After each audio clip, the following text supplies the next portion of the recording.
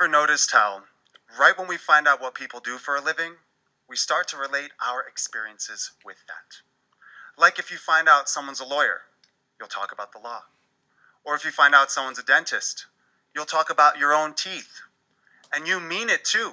You'll get right up in there. I have a filling. You think going to the dentist gives people anxiety. Try seeing the look on their face when you tell them that you're a high school math teacher, and seeing the look of horror as they relive their own experience. When I tell people I'm a high school math teacher, they'll look right at me and they say, ugh, I hate math. And they'll make eye contact too, like it's my fault. So when people say that they hate math, there's always this tension underneath their voice. I've heard it so many times that there's even a tone of inadequacy underneath, and that doesn't need to be there. It's become my life's work to understand how and why people arrive to that reaction, and tonight I'm going to share with you the solution for it. So, before we do that, let's back off the classroom math stuff. We don't have to be mathematicians to simply be aware that the language of math describes our universe. It unlocks all the doors to the technologies that we enjoy every day. There is a beauty to this. So we arrive to a contradiction. We're now saying, ugh, I hate something. Yet, deep down I know it's beautiful. The word algebra comes from Arabic origin. The literal translation of the word algebra is to restore and to rebalance. Let's think about that. Every single action we take in our lives is in an effort to restore and rebalance ourselves. There is a beauty to this concept. What this means is, it's not the math itself that we hate. We hate that we don't know it. And that's what I try to tell my students.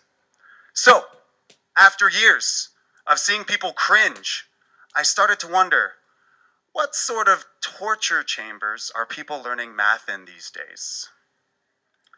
And we come to our term.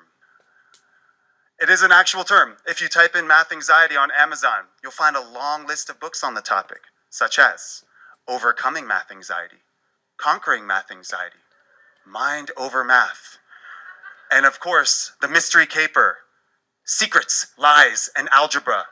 Will Tess find the solution? That's in the subtitle there. And we all know where math anxiety comes from. It comes from poor teaching. It comes from negative experiences with teachers. It comes from family members who try to help but don't know how.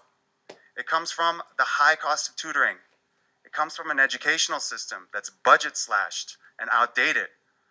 But more than anything, math is hard for people sometimes. And given all these reasons and the pressures to succeed, this creates anxiety in us. And that anxiety creates a real physical reaction which alters our brains. A recent study by Stanford University's medical school has confirmed this. The study says that increased activity in the fear centers of our brains directly reduce functioning in the numerical processing regions of our brains. In other words, when the fear centers of our brains are active, our ability to process numbers virtually shuts down. And does this not make perfect sense? Because can you imagine, ever in our evolutionary history, you're running away from a saber-toothed tiger, you're running for your life, you're scared for your mind, scared out of your mind, and being able to stop at that point and say, I know my times tables and can recite the quadratic formula by heart right now. That connection in our brain was never made. I keep having this image, honestly, of this primitive man in the jungle, hiding behind the tree from the saber-toothed tiger approaching, scared, being like, oh my God, I think he sees me. I think this is it for me. Yes. Hello there, tiger. The square root of 81 is 9. For some reason, I got the Ken Robinson accent. I don't know why. But anxiety, it has a very clear evolutionary purpose. It keeps us alive. But that very same anxiety is what inhibits our brains from performing high-level math functions because it releases adrenaline in our brain, right? And that's what stops our brains from functioning. And so many students everywhere, every day, walk into math class and start to feel those physical manifestations of anxiety, and they don't even know it. And it's unfair for us to expect our teens, or any student for that matter, to go against our own wiring and perform complex math equations when we're feeling like we're being chased by that tiger. There's a term for this anxiety. It happens in the classroom all the time because the consequences today are much worse than being eaten by the saber-toothed tiger. Because students today have to deal with the much more terrifying concept of what they have called blanking out. They're so terrified of getting the answer wrong in class that their minds freeze up. They're so terrified of looking bad in front of their friends that their minds go blank. So with you tonight, allow me to demonstrate what one of these blankouts looks like in class. Okay, everyone, good morning. Who can raise their hand and tell me if the number 24 is a perfect square? Oh, yes, David, please. I had this one. Call in someone else. It's okay, David, maybe next time, maybe someone else. Anyone, don't be shy. Yes, Sarah, please. Mr. Dude, I don't understand anything. Okay, Sarah, well, can you at least tell us what a perfect square means? You mean like a number times itself? Yes, very good, a number times itself. So, is the number 24 a perfect square? No. Okay then, Sarah, what don't you understand? See, this blanking out, this anxiety, has real implications and real consequences, right? This is from the OECD. You can see United States abilities as below world average in math. Another figure from the National Science Foundation stating that 80% of jobs created within the next decade will require math and science skills, and that's not necessarily including those jobs that have a minimum of a math placement test or an entrance exam. It's such a crucial field, which is many times the last roadblock to people meeting their career aspirations and their dreams. So we come to a crossroads. Imagine there's this magical land, and this magical land has a name. The name of this land is Math Success. And all of us are standing at the door together, and we want to go in, but there's a door. And the inscription on the lock of this door reads, "First, conquer the anxiety." It's now a human issue. We're talking about real people. And so suddenly, it becomes so clear. If real people need help learning math, why not create videos of real people learning math? And that's what Yay Math is. YayMath.org is a completely free online video collection in which I film my math classes directly in our classroom. Many times, we'll dress up in fun costumes, and those costumes have given life to fun math characters. So, whereas before we only had mathematicians, now we have mathemagicians. Whereas before we only had mathematicians, now we have mathemagicians. And out with the mathematician. In with the mathemachicken. For real. Do you remember the Stanford study that says when our minds are scared, we can't perform math? So I started to ask myself, what could I do to alleviate my students' stress and not make them feel stupid in front of their friends? I'll beat them to it and dress up as a chicken.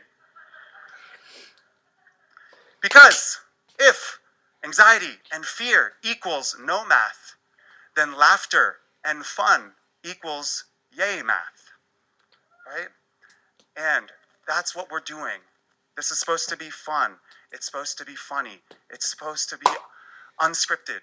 It's supposed to be genuine and authentic and informal, all towards the ultimate goal of enabling math success for everyone in the world. So let's make that goal very clear. Yay Math uses humor and positivity to conquer long-standing fears of math in order to enable math success for everyone in the world. So here are a few snapshots to give you a feel for what Yay Math is.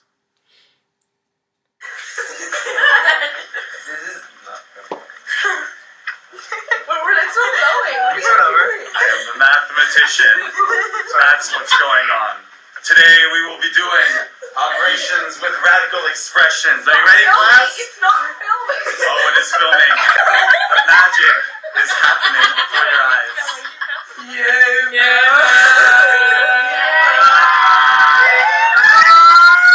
Yeah, baby, yeah! I got the money. Oh! Let me hear you one time. Yay, Matt! Yeah! Question already. Love it. Go. What is a trinomial? Trinomial. What is a trinomial? Raise your hand if you think you know how to factor well, and I'll do a survey. No hands. Way. -1. -1. And like I said before in previous lessons, I recommend rewriting both equations. So I'm going to rewrite the second one, and I'm going to rewrite the third one. Let's go for it. Second one. Elevator. The king doesn't use the steps.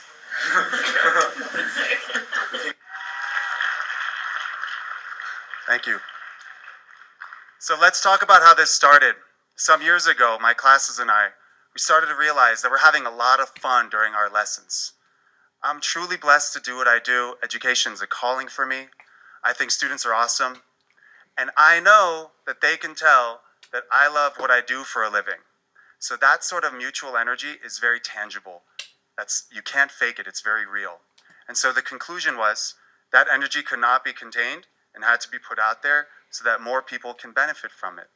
And that's the draw, that anyone watching, anywhere in the world, can instantly teletransport directly into a real live classroom experience that's also of high quality. And what I mean by high quality is that it has students. The students are the ultimate collaborators. They are perfectly qualified to ask the exact right questions. And they know that the questions that they ask in class may be the same questions of literally thousands of people that are watching all over the world. And if they feel comfortable enough to ask that question, they too invite the audience to feel equally as comfortable. What a sense of purpose for them. All of a sudden, math class turned into helping thousands of people that you can't even see. It's such a human issue. I truly believe that since we're all human beings, that the learning process should be just as much about the people learning as it is about what we are learning. And I'm going to confess, honestly, this started out as an idea, as something fun, high quality to create and put out there to help my students and maybe other high school students who needed a little help to brush up on stuff. But it has taken on a life of its own. We talked about how math is the only universal language. So it's not just studied by people here in high school. It's studied by people of all ages, all over the world. At most recent count, Yay Math's Facebook page blazed past 5,000 friends. It just passed 5255 before I walked up here. I checked. 50. That's testament to people are really being benefited. And the fact is that it's taken me on a journey. In many ways, I feel like I'm along for the ride. And it's opened my eyes to a whole new worlds that I never before was aware of. A mother of 2 in her 40s, going back to school to get her associate's degree, but spends a total of 7 years in the process for the single reason that she had to drop college algebra 3 times. She tried the campus tutors. She tried a whole array of online packages and services out there. None of them took, even the ones that you pay for. They didn't take. Until she finds Yay Math on YouTube in preparation for her exam. She watches videos for 4 straight weeks and then ends up passing the class with a B. 30-year-old Afghanistan war veteran enlists in the army when he's 18 years old, goes multiple tours of duty, comes back when he's 30. His passion is to become a paramedic. That's the next platform of his career. Now think about it. If you were 18 and the last time that you did math was 12 years ago, and then you had all the experiences that he had, and then you come back and you had to take algebra for an entrance exam, probably wouldn't remember very much. But he finds Yay Math online, watches videos, prepares them, and he passes his test. Grandmother in Wisconsin watches Yay Math to reteach herself algebra, uses that information to tutor her grandson. If you're ever in the mood for a brief, quick buckshot of inspiration, just go on the Facebook page and just read. That's all I would ask you to do. Story after story after story of people meeting their needs, rising, climbing their own mountains, conquering that anxiety we've been talking about, and doing so while feeling good. Okay, I'm going to end with this thought. I had the privilege of growing up in a generation that has witnessed how technology has transformed, how it transforms people's lives. For example, when I was in high school, I didn't have any online to look things up. For example, one of the comments on YouTube, one of the comments that's frequently recurring, goes like, "Oh my God, where were you when I was in high school?" And I look at that and I was like, probably in high school. See, the old model is to bring as many people into the high quality classrooms as we could. But now, with technology and social media, the stuff that Chaim was talking about, we can bring the classroom, high quality classroom, into the homes, living rooms, desktops, iPhones, iPads of people everywhere around the world. Right? We're on the verge of something very, very special, because universities have put out their podcasts, but nothing like this has been done on a high school level. So final thought is, it's true that technology can bring Yay Math into people's living rooms, but the fact that it works to benefit people's lives has truly brought it into their hearts. Thank you very much.